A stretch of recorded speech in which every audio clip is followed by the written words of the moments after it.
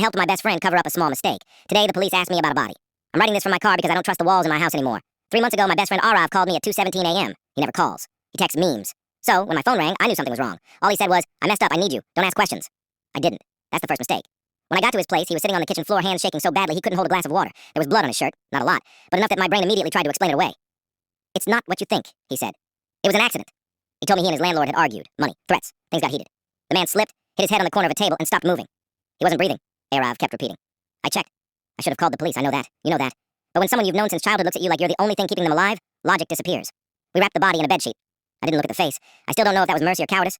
We drove for an hour, said almost nothing, and buried him near an abandoned construction site where nobody ever goes. At least that's what we told ourselves. For weeks after, I couldn't sleep. Every siren sounded personal. Every knock on the door felt final. Arav kept saying we were safe, that no one would look for an old man with no family. Then today happened. 2 police officers came to my workplace and asked if we could have a quick chat. They were polite, calm, smiling. They asked about Arav. They asked about the night 3 months ago. And then one of them said something that made my stomach drop. We found a body near the old construction site, but the cause of death doesn't match an accident.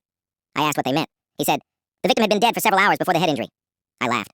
Actually laughed. Because that didn't make sense. I told them I needed air and walked out before they could stop me. I've been sitting in my car for an hour replaying every detail. The argument, the blood, the way Arav never let me check for a pulse myself. I just realized something I hate myself for not realizing sooner.